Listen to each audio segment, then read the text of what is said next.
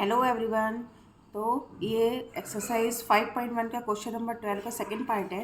Find the value of angle X Y Z in each of the following.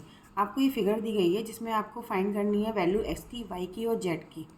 तो आप यहाँ पर देख रहे हो कि जो एक ये वाली लाइन और एक ये वाली लाइन एक दूसरे को इंटरसेक्ट कर रही है एक पॉइंट पर, लेकिन ये इंटरसेक्ट नहीं कर रही है क्योंकि ये केवल यहाँ तक आ रही है, ये नीचे तक नहीं पास आउट हो रही है। सो ये लाइन नहीं मानी जाएगी। ठीक है, ये केवल इस वाले एंगल को डिवाइड कर रही है। ठीक है, तो यहाँ पर इस क्वेश्चन को सॉल्व करने के लिए हमें क्या करना होगा, देखिए सबसे पहले हमें करना होगा, आप यहाँ पर देख रहे हो कि एंगल ये वाला जो 40 डिग्री का है और ये वाला एंगल दोनों एक दूसरे के वर्टिकली अपोजिट एंगल हैं। सो एंगल जेड के इक्वली ये 40 डिग्री होगा।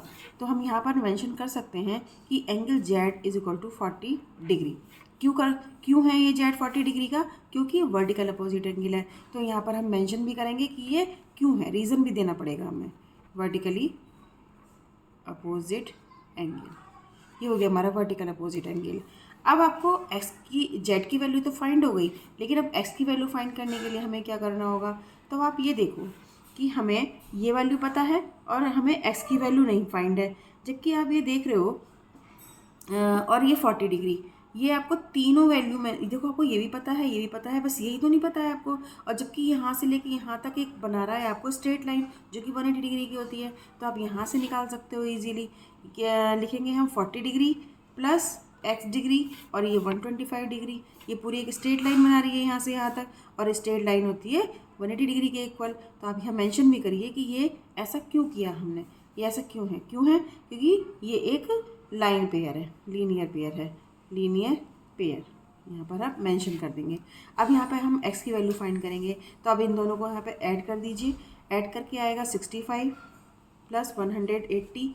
अब x की वैल्यू 180 माइनस 65 करेंगे तो ये आ जाएगा हमारा 115 डिग्री। तो x की वैल्यू हमें यहाँ पे फाइंड हो गई, एंगल x हो गया हमारा 115 डिग्री। हमें यहाँ पर x की वैल्यू फाइंड हो गई, y की वैल्यू z की वैल्यू फाइंड हो गई। अब हमारी रह गई है y की वैल्यू। तो y की वैल्यू फाइंड करने के लिए क्या करेंगे, इसके दो तरीके हैं। या तो आप ऐसा करिए कि y की वैल्यू जो इस तरीके से एक ये लाइन एक दूसरे को इंटरसेक्ट कर रही है, तो ये वाली जो y की वैल्यू है ये पूरे यहाँ से यहाँ तक अगर हम इसको ऐड कर दें तो ये y की वैल्यू के इक्वल हो जाएगी। ठीक है, या फिर आपको जेड की वैल्यू तो पता ही है, आप इस लाइन से भी बना सकते हैं कि 180 डिग्री यहाँ से यहाँ तक है, जेड की वैल्यू आप पुट कर दीजिए और वाई की वैल्यू फाइंड आउट कर लीजिए 180 डिग्री के इक्वल करके। तो पहले मैं यहाँ से ये दोनों तरीके से मैं आपको इस क्वेश्चन को समझाऊंगी कि आपको कैसे कर सकते हैं।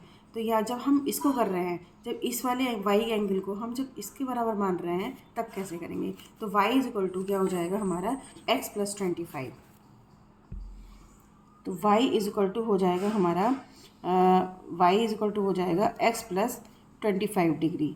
अब यहाँ पर हमें x की वैल्यू तो फाइंड हो चुकी है, वो y 115 डिग्री प्लस 25 डिग्री, और y इज इक्वल टू जब हम इन दोनों को ऐड करेंगे तो क्या आ जाएगा 5 और 5 10, 2 1 3 और 4 और ये 140 डिग्री।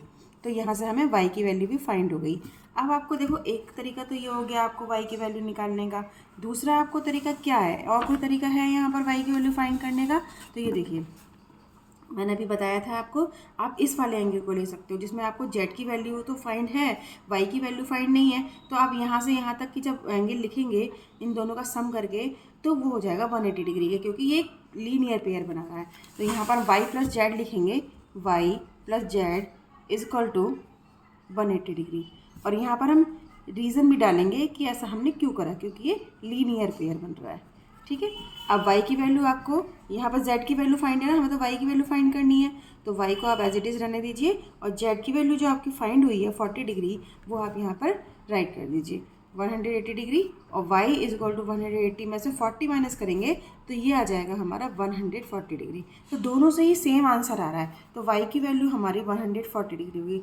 ये क्वेश्चन आपको जिस तरीके से भी आपसे किया जाए उस तरीके से आप इस क्वेश्चन को करिए, दोनों से आंसर सेम ही आएगा। तो ये हमारा क्वेश्चन नंबर 12 का सेकंड पार्ट है। मेरी वीडियो को वॉच करने के लिए थैंक यू।